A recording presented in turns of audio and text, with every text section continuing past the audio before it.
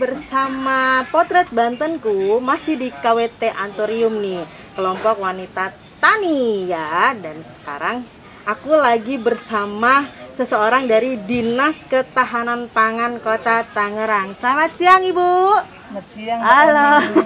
Ibu bisa memperkenalkan diri Bu di sahabat-sahabat tani? Ya. Assalamualaikum warahmatullahi wabarakatuh.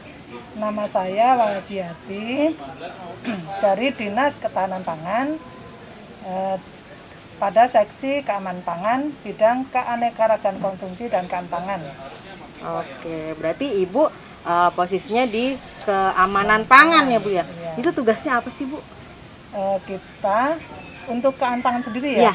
itu kita pembinaan dan pengawasan mutu dan keamanan pangan, terutama pangan segar nih yang beredar di pasaran, UMKM, di kelompok tani, di petani, di supermarket ya, supermarket, pasar tradisional semuanya, yang beredar di pasaran.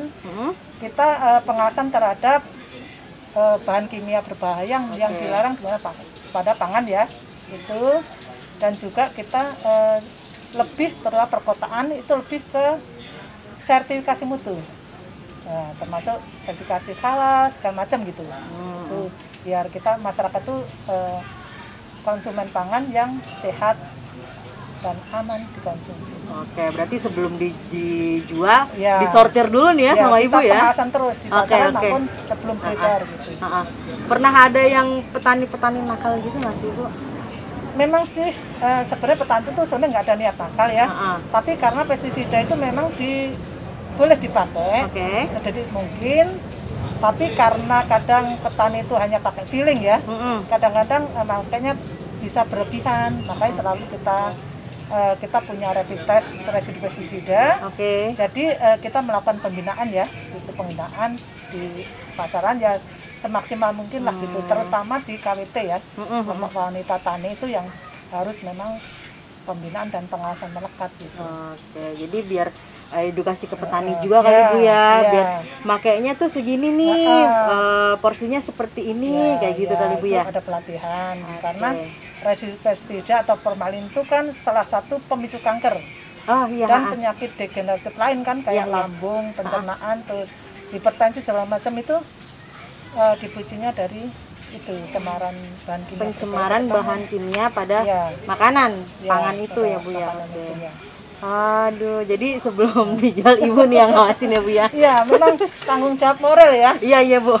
Pemerintah daerah itu kan, bayangin betapa banyaknya orang sakit, banyak kan kanker segala macam itu kan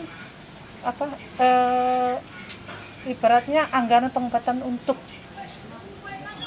itu tuh penyakit-penyakit itu kan sangat besar sekali ya, untuk kuratif gitu kan. Sedangkan kita itu kan preventif ya, pencegahan penyakit itu sebenarnya yang sangat justru harus lebih efektif dan digerakkan gitu loh. Pemerintah harus sangat komitmen ya, sangat protek, sangat melindungi masyarakat ya. Pencegahan lebih utama daripada mengobati. Agar semua warga Kota Tangerang sehat-sehat ya Bu ya. Ibu, sekarang saya mau tanya Bu, DKP itu apa Bu? Ini ya Mbak Ani ya. DKP itu singkatan dari Dinas Ketahanan Pangan. Memang banyak masyarakat yang apa sih Dinas Ketahanan Pangan gitu. Iya betul. Rasanya blank gitu, karena mereka yang tahu itu Dinas Pertanian, Dinas Peternakan kan gitu kan. Sedang Dinas Ketahanan Pangan itu masih asing gitu ya. Itu sebenarnya kita ada perubahan struktur ya, suatu organisasi. Awalnya kita memang Dinas Peternakan ya, berdiri pertama di Kota Tangerang, kemudian muncul lagi Dinas Pertanian, kemudian itu merger itu Dinas Peternakan, Dinas Pertanian merger, namanya ganti Dinas Pertanian, berikutnya ke Dinas Pertanian dan Ketahanan Pangan, berikutnya Dinas Ketahanan Pangan kan. Jadi Dinas Ketahanan Pangan itu mengikuti pola perkotaan kan, itu kan lahan pertanian udah mengarah ke nol, lahan peternak juga ke nol kan, ke arah sangat kecil karena ada alih fungsi ke perumahan. Maka Dinas Ketahanan Pangan itu lebih ke ke konsumen, ke ketersediaan pangan ya. Jadi Dinas Ketahanan Pangan itu kan mempunyai fungsi untuk ketahanan pangan.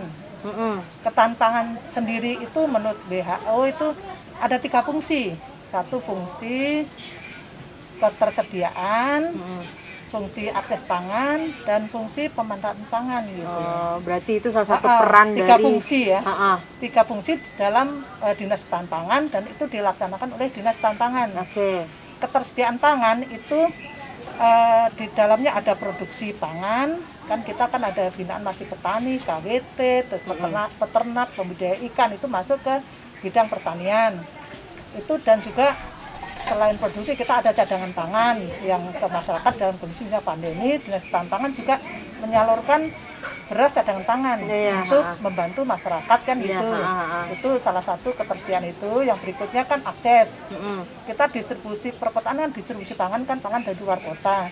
Nah itu distribusinya kita yang memantau, yang ini gitu, pengawasan ya, pengawas ya. Distribusinya kan kebanyakan dari luar daerah gitu kan.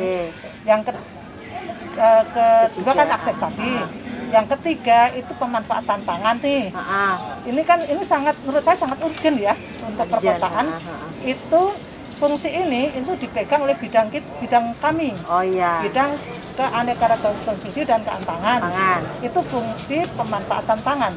Oke. Nah, pemanfaat pangan itu kan kita dari bahan bakunya, terus dari ibaratnya mutu keamanannya, dari pola makannya, beragam, bergizi, seimbang, dan aman, itu dari sampai ke perut ya, sampai dimakan itu katakanlah sangat tidak mengganggu ya.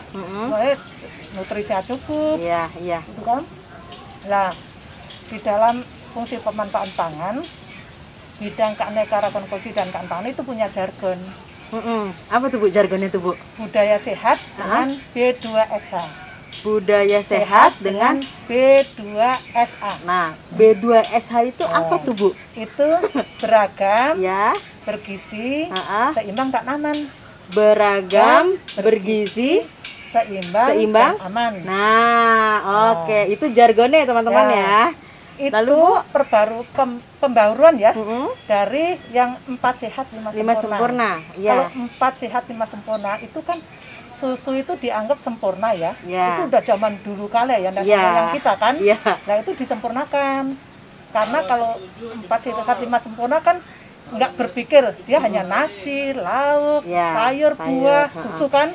Kalau kita beragam kan, dari beragam, beratnya karbohidrat aja itu masih beragam, dari umbi-umbian itu penting tuh. Iya benar. Umbi-umbian, beras merah, semua harus beragam. Terus sayuran juga beragam, karena setiap jenis makanan itu punya kelebihan masing-masing, kelebihan nutrisinya gitu kan. Misalkan kenapa umbi saat ini penting, karena di situ kan